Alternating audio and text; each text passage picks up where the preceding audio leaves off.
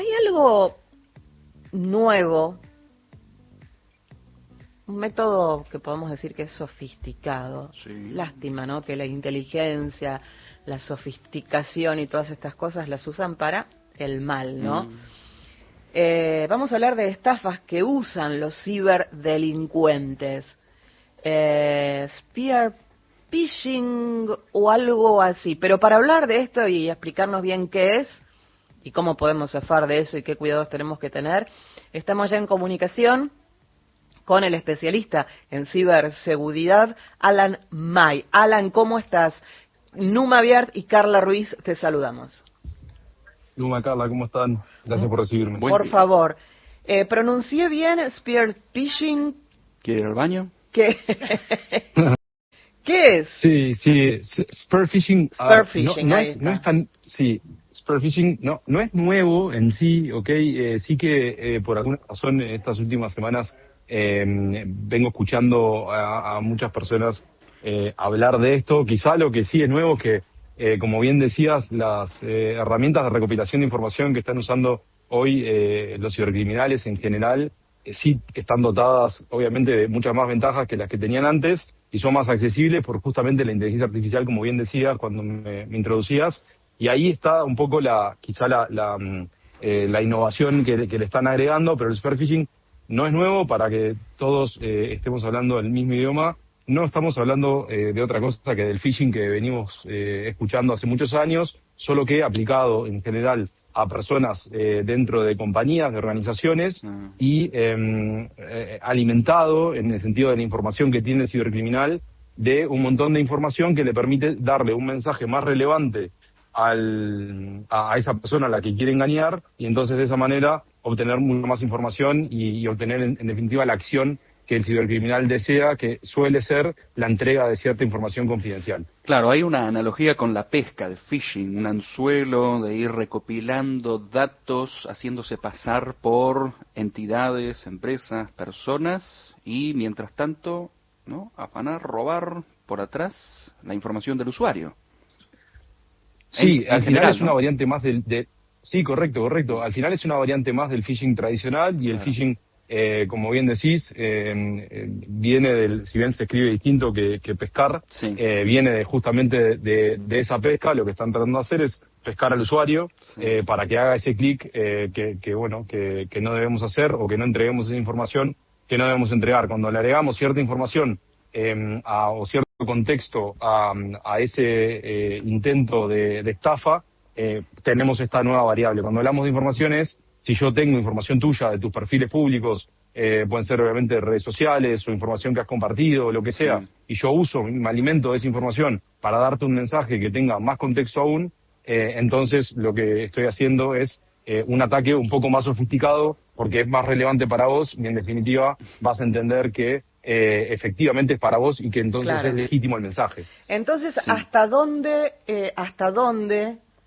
conviene dar a conocer cosas o compartir cosas en Instagram, por mencionar una red social? Porque yo veo, por ejemplo, gente que dice, chau, me voy de vacaciones, hace 5 horas, al rato pone, desde el avión, hace 1 hora, ¿no? Y es como que estás diciendo, bueno, listo, dejó la casa sola, ponele, después a las 8 horas aparece, llegué a, no sé, Mendoza, y seguís, ¿no?, tirando data de con quién te vas, qué vuelo tomaste, a dónde vas. Ya pueden empezar a robarme. No, me parece como que es un exceso de información, o eso no importa.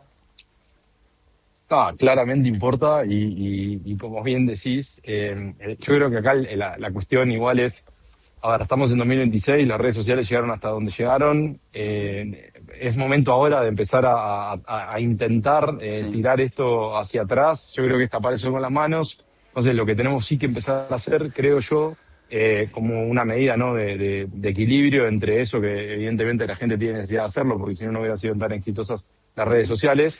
Creo que es empezar a hacerlo con un poco más de conciencia. Entonces, por ejemplo, pasarnos una vez cada tanto a ver los seteos de privacidad de mi cuenta. Claro. ¿Quién puede ver esta información? ¿Cualquiera o no? O la que yo elijo, ¿no? Claro. Entonces, esto que es una cosa yo llamo a este tipo de cosas, le llamo medidas de higiene, ¿no? Así como nos cepillamos los dientes todos los días, Sí. debiéramos no todos los días, quiero corregirme ahí, pero sí una vez cada tanto, Claro. pasar por la sección de seguridad y privacidad, a ver qué tenemos configurado en Instagram, mismo en WhatsApp, ¿no? Esto de recibir llamadas de cualquiera, que cualquiera me pueda agregar a un grupo. Ya hemos visto que a nivel personal han pasado cosas, pero el spear phishing en particular, que es algo que está bastante enfocado hacia las empresas, también tiene una cuota de esto, ¿no? Por ejemplo, en LinkedIn, o cuando se cierra, no sé, un negocio con un proveedor nuevo, esa información de ese proveedor nuevo puede ser utilizada en contra justamente de la compañía para intentar hacerle un engaño al departamento de compras, por ejemplo, Claro. y alguien que se haga pasar por un proveedor diga que cambió la cuenta y que el pago se haga a otra cuenta del cibercriminal. Esto, Sí. para que se haga una idea, es una de las tantas formas que hay hoy, pero en general, cualquiera de las formas que tiene el cibercrimen hoy está moviendo más dinero que el narcotráfico a nivel global. Entonces es algo muy serio, Sí. y que realmente lo tenemos que integrar a nuestro día a día. Por eso hablo de medidas de higiene, Claro. porque es así, ¿no? En definitiva, son hábitos que tenemos que tener en consideración si nos vamos a exponer como nos estamos exponiendo. Así como en una época se hablaba del cuento del tío, hoy puede variar ese tío de diferentes formas. Dos casos. Recientemente conocí a alguien que fue estafada por 3 millones de pesos por una comunicación supuesta con un banco, y a mí me pasó, no llegaron a estafarme, pero descubrí el intento rápidamente, con un detalle, a ver si tiene que ver con todo esto también. Estamos hablando con Alan May, especialista en ciberseguridad, y comento brevemente mi caso. Por un problema con el banco, me comuniqué por Instagram con la cuenta oficial. Inmediatamente después de dejar mi consulta, me empieza a seguir un perfil de Instagram llamado, burdamente, Servicio Técnico Banco Tal, con una foto de perfil muy dudosa, que me brindaba o me ofrecía información. Yo vi que rápidamente que se trataba de un perfil falso por la poca cantidad de seguidores, por la falta de verificación de ese perfil. Bueno, después es gracioso cómo seguir la charla, pero hay que prestar atención a este tipo de solicitudes, de mensajes que nos llegan con nombres dudosos, haciéndose pasar por empresas. Esto en cuanto a los usuarios, ¿no? No tanto como vos hablas del spear phishing Pero dentro de empresas. perdón, ¿no? Porque hace unos años a mí me pasó algo similar. Había habido un principio de incendio en la esquina de mi casa y se habían quemado los cables de la empresa que me proveía de internet, que también es cable. Ah, claro. Y llamé haciendo el reclamo, y al toque me llaman Ajá. y me empiezan a pedir datos que yo dije, no, acá hay algo raro. En ambos casos digo, ¿hay un entregador de dentro del banco o adentro de esa empresa? ¿Cómo llegan, Porque no? si no, ¿cómo llegan, Alan? Bueno, sí, son todas buenas preguntas y buenos ejemplos y buenos casos. Primero, respecto a lo del cuento del tío, yo siempre hablo del cuento del tío digital, Claro. perdón, cuento del tío del siglo XXI, porque es el cuento del tío digital. Esto, si lo hacen con cualquier otro servicio, lo van a poder comprobar. Siempre están al acecho, es gente que se dedica a esto. Hay obviamente intentos de estafa más burdos que otros, pero al final, si uno no tiene ese sentido común que para uno quizá ya a esta altura se tornó como algo natural, algo que está internalizado, algo innato, uno puede caer en todo eso, ¿no? Porque al final es complicado, porque empiezan a tener cierto contexto, y ahí me meto con la otra cuestión, ¿no? De cómo obtienen esa información. Sí. A ver, muchas veces es azarosa, ¿no? Si estamos en una temporada de compras, y de pronto yo ahora estoy hablando en la radio con ustedes, y supongamos que son los días previos a las fiestas y temporada de compras, y estoy hablando y no puedo cortar, y me llega un mensaje y un llamado y me dice, dame el código de seguridad porque tengo el paquete para entregarte. Claro. Capaz que no tenían ni idea ellos que yo me había comprado algo, pero como estoy en temporada de compras, es probable que haya comprado algo y que esté esperando un paquete, y como no puedo cortar, y bueno, y le doy ese código de seguridad, ¿no? Claro. Y capaz que le acabo de dar mi WhatsApp, porque con ese código de seguridad registran su número ahí, etcétera. Si este ejemplo lo extrapolamos a otros, ocurre muy frecuentemente. Y después, por otro lado, sí, efectivamente, se está vendiendo información, desde información interna, información confidencial de las empresas, porque las organizaciones en nuestras latitudes no tienen demasiado control al respecto, la normativa tampoco exige demasiado, o mejor dicho, no se fiscaliza tanto como la normativa exige, entonces las compañías no cumplen muchas veces con este tipo de controles en cuanto a la salvaguarda de la información. Ajá. Y por lo tanto esa información termina llegando a manos de quienes delinquen y usan esto para este tipo de cosas. No nos olvidemos que, si bien no tenemos un volumen de casos denunciados que podamos decir que se acerca a la realidad, porque lamentablemente muchos de estos casos no terminan en denuncias, ¿no? Si yo les pregunto por estos casos, seguramente no hayan ido a la policía, porque la policía encima, capaz que uno llega y en muchos casos ni siquiera saben cómo tomar la denuncia, pero cuando vemos y hablamos con el fiscal que se dedica a perseguir este tipo de delitos en Argentina, es impresionante, ¿no? Tenemos una unidad fiscal especializada en esto, por suerte, y es impresionante el incremento que hay año a año al respecto, y cómo muchas veces estas organizaciones cibercriminales al final tienen ya toda una infraestructura, ¿no?, de cuentas mula, desde donde consiguen esos 3 millones, y de esos 3 millones de pesos que nombrábamos hace un rato, salen a múltiples CB corta US distribuidos por todos lados, y de ahí a otros, y entonces se hace muy difícil por sumas de dinero que para una persona quizá son importantes, pero para la justicia en general no son tan grandes. Se hace muy complejo hoy en día ir a perseguirlos, ¿no? Claro, por eso también la propagación de esto. Exacto, porque ese botín inmediatamente empieza a usarse para pedir créditos, para transferirlo a diferentes cuentas, como vos decís, y se desparrama todo y es muy difícil después de lograr un rastro de esa plata. Sí, en general eso pasa a cripto, con eso se termina de anonimizar y después vuelve a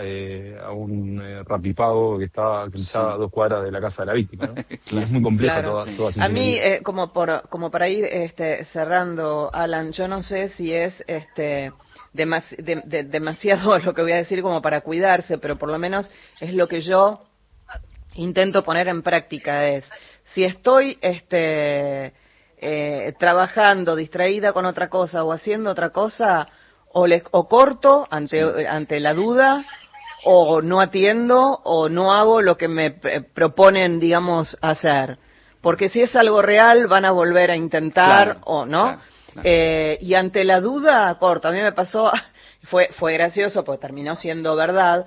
Hace unos años me empezaron a llamar de la obra social de la prepaga que tenía una deuda, creo que era de 15.000 pesos, una cosa así. El año pasado, el año 2024. Y claro, mi nombre, mi todo, pero a mí lo querés hacer por tarjeta, por esto. Yo no tengo ningún, y viste, yo no. Bueno, esto lo puedo solucionar pasando por la sucursal, sí, pero lo puedes listo, paso. Pasé, era todo verdad. Pero digo, era verdad. Era verdad. Claro. Era verdad, Pero, había hecho un pago inferior al que tenía que hacer y se fue arrastrando un número chiquito que se transformó en un número más grande, pero no tan grande. Pero perdón, ya no te puedo creer. Pero la verdad que me puse vas a ver ahora. ¿Sabes qué? Acá no pasás. Y está perfecto, y tenemos que ser cada vez más exigentes con eso. Claro. Y en ese tipo de casos, si es una prepaga o algo así, también hay otros canales por donde ir a confirmarlo, ¿no? Uno debiera poder tener acceso con un usuario y una contraseña que uno solamente sabe a la cuenta, y desde ese panel poder ver, por ejemplo, si hay una deuda, ¿no? Entonces, eso es genial lo que estás contando, porque al final tenemos que ponernos más exigentes también nosotros como usuarios en las herramientas que nos dan las compañías y en cómo se nos presentan, porque es la única manera.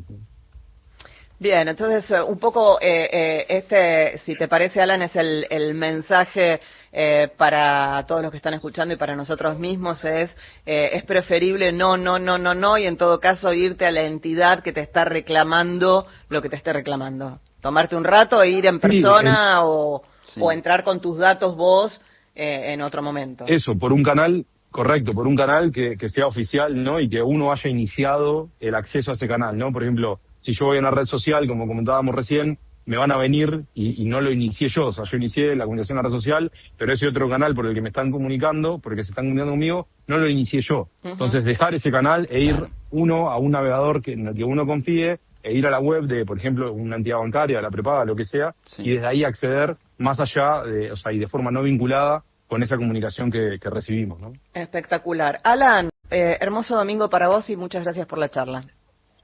Igualmente a las órdenes cuando quieran. Gracias, hasta luego. Era el especialista en ciberseguridad, Alan May. No me llegó un mensaje. No. Ay, ¿gratis tiene un descuento? No. Voy a poner acá. No pongas, no toques, Mira qué lindo. elimínalo.